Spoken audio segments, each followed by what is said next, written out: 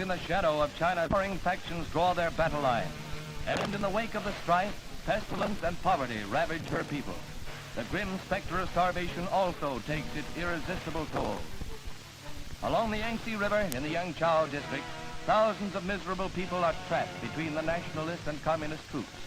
This area is only a scant 180 miles north of Nanking. Nationalist troops examine papers at the city gate and search incoming people for hidden arms and ammunition. Many of the pain-racked refugees live in caves, and every disease known to man wastes their meager bodies. Youth is no barrier to the dread plagues that come with famine and the lack of bare necessities.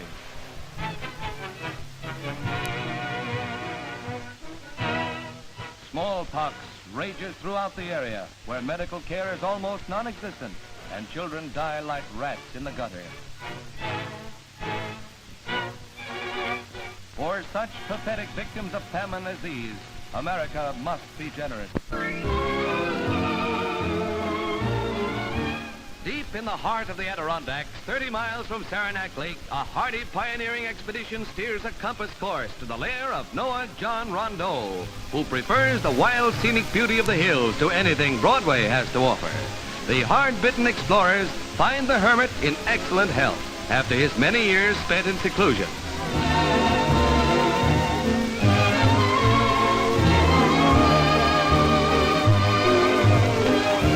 Wooden teepees shelter Mr. Rondeau from the elements. Isolated though he is, our hermit's guest book, kept in his own peculiar code, proves he doesn't want for friends. However, he's never really lonely, since the day-in, day-out job of keeping warm and well-fed, Robin Hood style, occupies all his waking hours.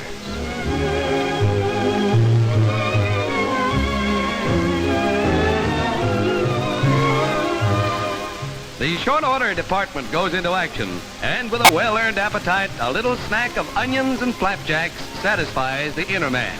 After which, a couple of satisfying pulls on the old dudeen, and let those millionaires do the worry. Like to try it? Here's the lowdown. Well, Mr. Rondeau, you lead a pretty lonely life up here. Haven't you ever longed for the companionship of a woman? No. Women do come along and stop for a couple of hours, talk. They're nice, congenial usually. But when they get a foothold, they talk too much. They always have something to say. They want to be boss. Some of them talk just once a day, from morning till night. Do you think a woman ought to wear the pants in the family? Well, it'd be a good idea if she had some pants, but I'd like a skirt over them. And let the man wear the pants in general business. Tui!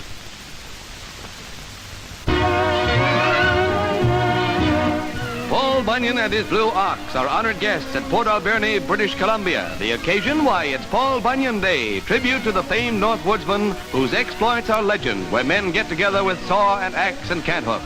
Right now, Paul Whitaker of Duncan is winning the log bucking contest.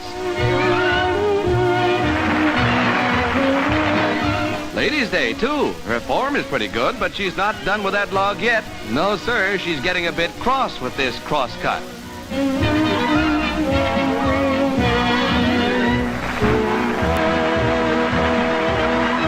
Competition is keen among the men of the woods in the log chopping contest, so let the chips fall where they may.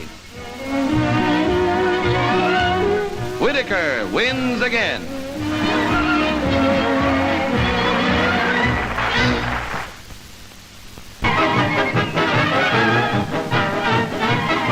The St. Maurice River near La Tuque in northern Quebec is shrouded by mist as Canadian boatsmen get away in the marathon canoe race. It's the first time in 6 years that this nautical classic has taken place, and the first post-war event is a thriller for the guides and loggers. They've got 84 miles to go, and youngsters lining the bank say, bon voyage. You'll need it for a few miles. There's rough water ahead.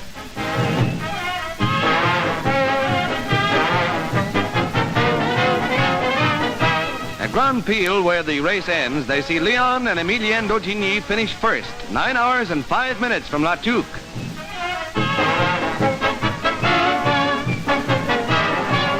Très bon, monsieur.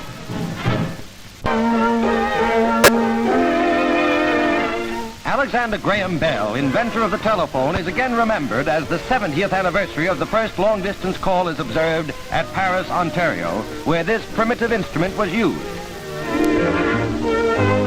A far cry to the modern system with its thousands of operators and a myriad of trunk lines.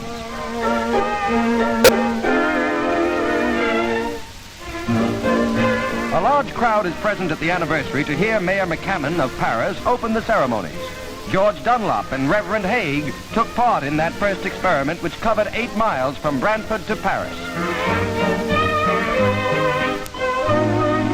As a climax to the ceremony, a plaque is unveiled commemorating the inventor and the history-making event, a milestone in communication.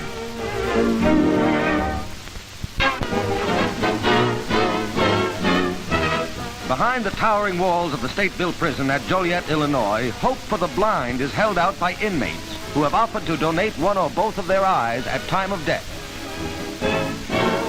Prison doctors, advising with Warden Joseph E. Reagan, attend the signing of the necessary forms that will the prisoner's eyes to the Eye Bank for Sight Restoration.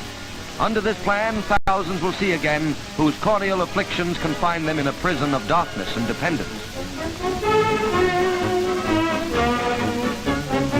Nathan Leopold, condemned for the slaying of Robert Franks 20 years ago, is a volunteer in a cause that deserves universal support.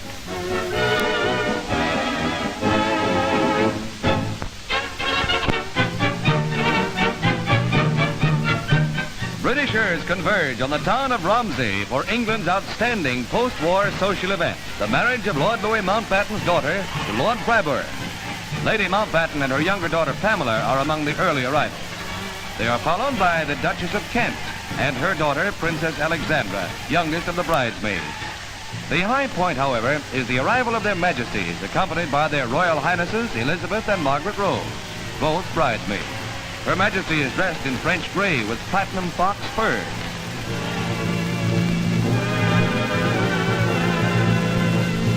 Lord Mountbatten assists the bride, arrayed in her gold brocade wedding gown, a gift from India. After a brief moment for arranging Lady Patricia's train, all is in readiness for the marriage service, as the royal standard flies proudly above Romsey's ancient abbey. And sunshine greets the happy couple as they emerge after the service. Petty Officer Holden presents a good luck token as a cheering crowd sees another chapter added to Romsey Abbey's 1,000-year-old history.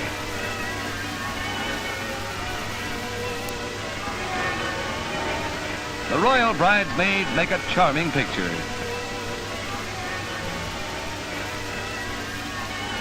Their Majesties and the wedding party make ready for departure to Broadlands, the Mountbatten home. 200 guests attend the reception to wish the distinguished young couple, in the words of King George's own toast, long life, every happiness, and the best of good luck.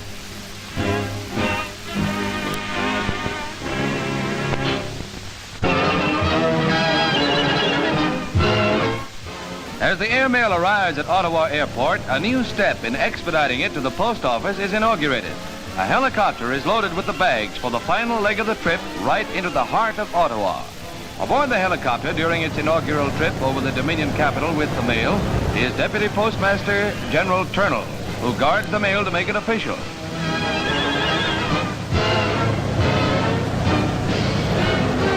Right smack in front of the Bessara Street Post Office, the helicopter and its cargo come gently to rest, a scant 5 minutes after leaving the airport. Until the service has been in operation for a time, authorities withhold comment on the time saving. In the meantime, Postmaster General Bertrand congratulates his deputy. A new chapter in the Dominion's far-flung mail service is open.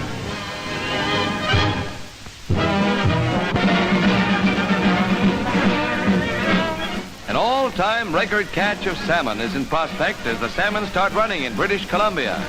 And the fishermen get busy letting out their 1,000-foot seining nets. 8,000 fish were netted in one cast from a trawler. This $5 million industry hopes to set several records this season. 600,000 sockeye per day. That means more canned salmon for home consumption and a large export surplus. It all adds up to good times and good eating.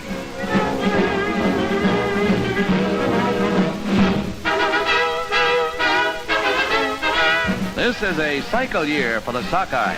the choicest variety of them all. It's good fishing in the Adams River Run. The net results speak for themselves.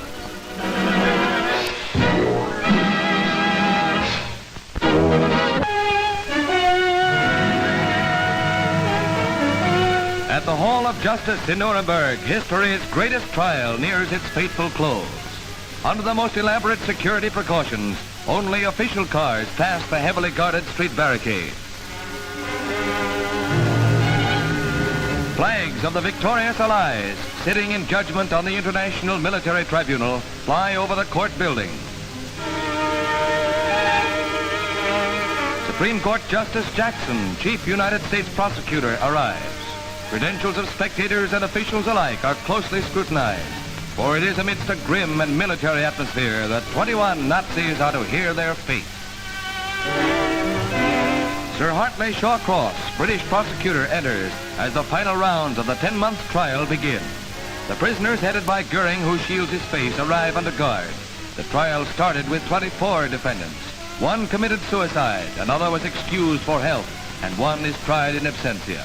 There are 21 left in the dock to face civilization's accusations.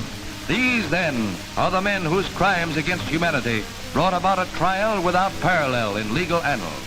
It is doomsday and the day of reckoning as the court rises for one of the closing sessions. The world's finest legal talent has been contributed to the tribunal of 4 nations, which takes its place. Russian, French, and British are the other nations participating.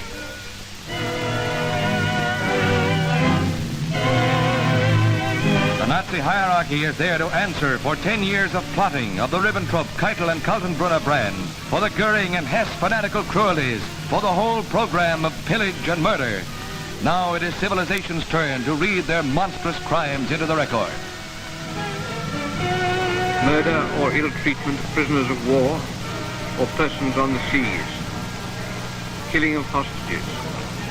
Plunder of public or private property. Wanton destruction of cities, towns, or villages, or devastation not justified by military necessity. C. Crimes against humanity, namely murder, extermination, enslavement, deportation, and other inhumane acts committed against any civilian population before or during the war. For many weary months, a mountain of incredible proof has piled up against these men. Millions of words of evidence have been heard by the judges. Thousands upon thousands of documents have been examined by the finest legal minds of the 4 nations.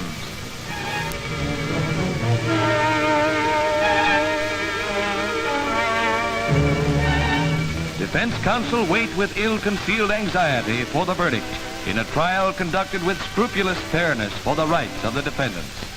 Literally, tons of paper were removed after each long, drawn-out session of court. For 5 savage and bloody years, humanity has waited for this moment of retribution, when the insane ambitions of men like these would come up against the stone wall of world justice. Stryker, Funk, Schacht, and their colleagues. 11 will hang, 6 will be jailed, 3 are acquitted. Sir Geoffrey Lawrence pronounces sentence. Defendant Hermann Wilhelm Goering, on the counts of the indictment on which you have been convicted, the International Military Tribunal sentences you to death by hanging. Defendant Rudolf Hess, on the counts of the indictment on which you have been convicted, the tribunal sentences you to imprisonment for life. Defendant Joachim von Ribbentrop, on the counts of the indictment on which you have been convicted, the tribunal sentences you to death by hanging. Defendant Julius Stryker, on the count of the indictment on which you have been convicted, the tribunal sentences you to death by hanging. This is what awaits Goering, Keitel, Rosenberg, and the other apostles of death and hate. The only conceivable end for these merchants of aggression. And as they plunge the world into a bloodbath, it is fitting that they take their final plunge in ignominy.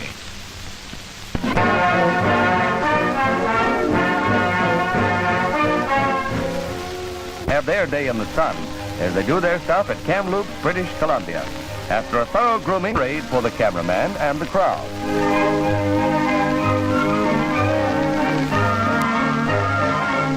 Every youngster is responsible for the raising and care of his or her entry, and many an anxious hour has preceded this great moment. These handsome Hereford augurs well for the future of Canadian beef production. Each group represents a calf club from British Columbia.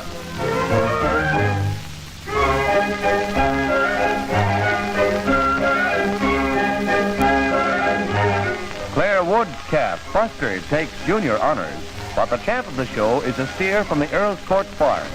As a climax, Lieutenant Governor Woodard presents Claire with her trophy.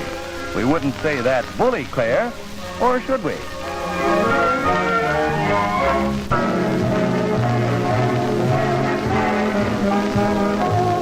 Children of diplomats representing many nations gather in Washington to express the gratitude of a world freed at last from the terrors of global war. This is the 11th annual presentation of this heartwarming event, and we're sure that the message will be ever welcome. On behalf of the Bolivian children, I wish a Happy New Year. My good friends, a Happy New Year to all the people in India. Happy New Year from all the children in Denmark. Happy New Year from the children of Holland. Happy New Year from the children of Colombia. Happy New Year from the children from El Salvador. What be my children here? Happy New Year. Gongxi Gongxi, meaning Happy New Year from the children of China. To the children of the world, we wish you all a Happy New Year. Happy New Year!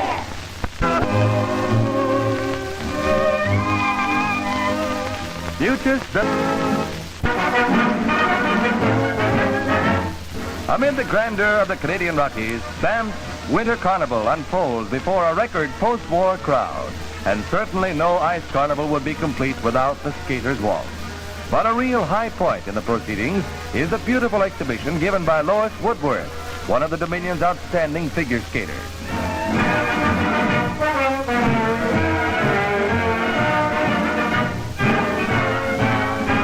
The event that really appeals to the younger set is the ski joring race, with the shaggy little Shetland supplying the motive power.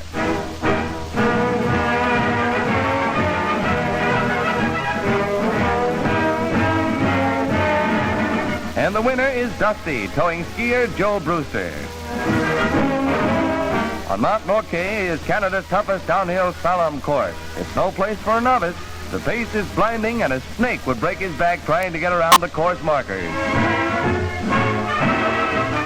The winner is Jack Anderson, who heaves himself over the line to win by a good margin. No wonder he's glad he won.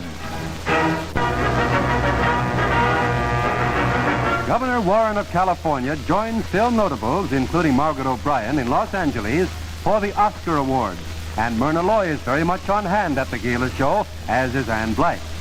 This is the night of thrills in Hollywood, with the coveted Oscars as the prizes. Ray Milland receives his from Ingrid Bergman for his performance in The Lost Weekend. I want to present you this award for the best actor of 1945, Ray Milland, Lost Weekend. Thank you. Thank you very much indeed. I'm greatly honored. Anne Revere is rewarded as the best supporting player for her work in National Velvet. And William Wilder left and Charles Brackett win for the best screenplay, again, The Lost Weekend. And here's an award for Bob Hope coming up. Bob, on behalf of the Board of Governors, I am going to present you with an award. You have been so wonderful for the last 7 years in mastering and ceremonial show, so would you accept it? What is wanted that? an Oscar for many years. Here it is. Are you sure you can spare this? Huh? Yes. I knew that Look gave an award, but this is the first time I ever knew that Reader's Digest was in this racket. Well, look, your name is in it. I'll run down to the gas station and have it pumped up. Thank you, Mr. Herschel. Thank you very much. Okay.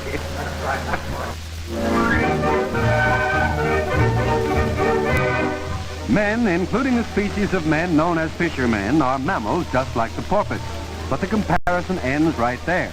porpoises, to all intents and purposes, don't play the numbers, and it's a cinch they don't like games of any kind. All they want to do is get into the water and stay there. If they only knew it, they're better off right here in the huge aquarium at Marineland, Florida.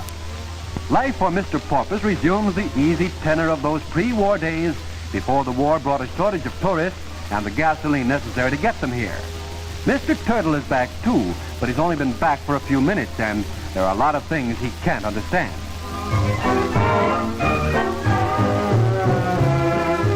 The diver has one thing in mind. The turtle, well, what little mind he's got is concerned with one thing, getting the, well, he'll have none of it. Life in the old briny was never like this, no sir. Here it's curb service, and every day is Friday.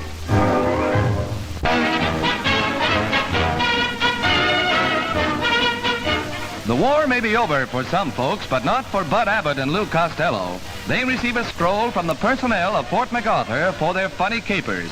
See what I mean? In building Army morale during World War II. The presentation takes place at Universal City, California, where the movie stars are putting the finishing touches to Buck Private's return. And here they come. And as usual, the Army is completely snafu when Lou starts a private war with Bud. You'd think that in many years of touring Army posts here and abroad, Lou would know more than this about the Manual of Arms. I guess the whole thing is way over his head.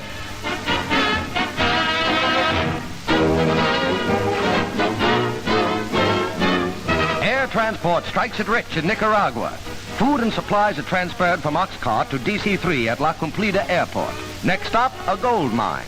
The heavily loaded plane is fitted with JATO jet units for quick takeoff and big payload.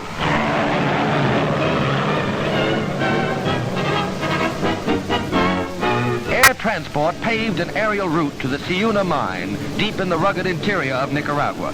Men and machines were flown in to set up the vast enterprise. And today the airplane keeps miners and mines supplied with everything necessary for operation. For the plane, it's uphill work. The landing strip, literally carved out of the mountain, calls for nice piloting. By the steam shovelful, gold-laden ore starts the long and complicated journey from rocks to riches.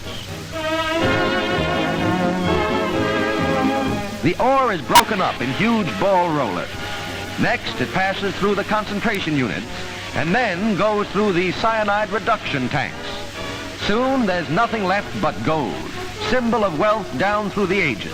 50-pound bricks are readied for air shipment back to civilization.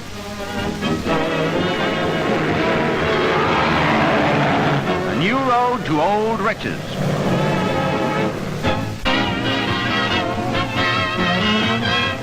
A world seeking for peace and international harmony receives inspiration from children of all nations representing the many foreign envoys in the nation's capital. I'm a boy from China. I wish that all the boys and girls will America. Merry Christmas. Happy New Year. A good neighbor from Guatemala brings cheer from our Central American friend. Sergio Tepequin, grandson of Ambassador George Garcia Granados, extends greetings. Merry Christmas, boys and girls. I hope Santa Claus gives you toys. Loose mooring, Sergio? No? Well, watch out for that microphone. It may talk back. And now from Scandinavia. I am happy to be here today to say Gott Nytt År, also wishing peace and happiness to the children all over the world, from the children in Sweden. From the Arctic to way down under is many, many long miles. Our little Australian cousin shortens the distance with... Hello, Merry boys and girls. I wish you a very happy Christmas. After all the days in Australia will be feeling very sleepy because it's so hot. This is how Australians call cooey. And a happy cooey to you too, dear. Yeah. Gosh.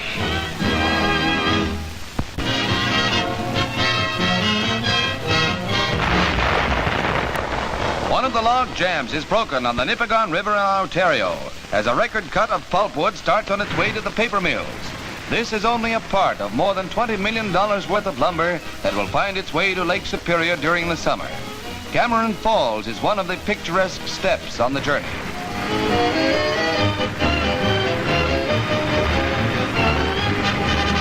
Through the white water of the Nipigon goes what is one of Canada's great export commodities. A total of 4 million tons of newsprint is the estimate for this year.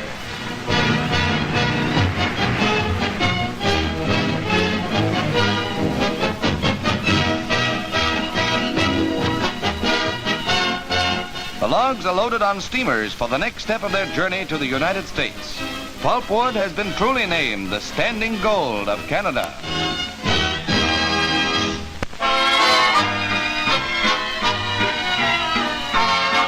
Here's proof, if proof be needed, that the Dominion of Canada numbers among its daughters some of the fairest of the fair. These beauties parade before model expert Harry Conover and his bride of a few hours as the Hamilton, Ontario Centennial takes time out to enjoy the finer things in life. Conover says it's business, but Candy says that's just dandy. Enough's enough. Imagine the plight of the poor judges. They have to pick a winner, and they all look like queens from here. But with expert help, Miss Canada is finally selected with floral congratulations and all the trimmings. It's Marion Saver of Newton Brook, Ontario, a lovely Miss Canada.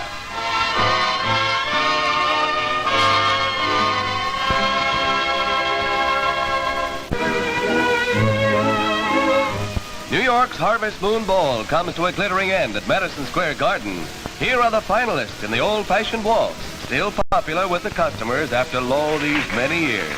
But now a lusty, husky newcomer takes the stage, and brother, get a snootful of this.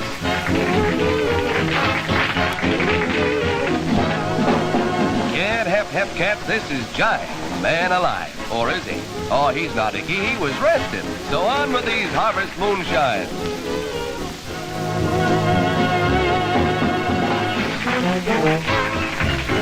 Yeah, they picked a winner all right, but with me, it's a toss-up.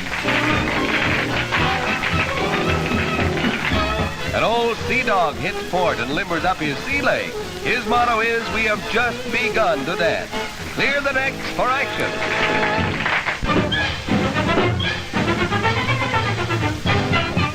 A field of 11 gets away in a 100-mile dirt track race at Sam Nunes Lakewood Speedway at Atlanta. In the 98th lap, the remaining 9 entrants are going all out for the prize money.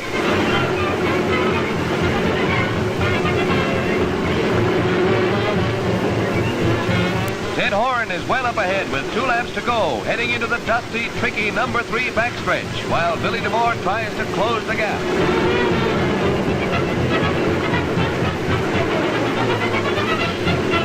George Robson, Indianapolis 500-mile champ, burning the speedway, crashes in a divorced stalled racer obscured by dust.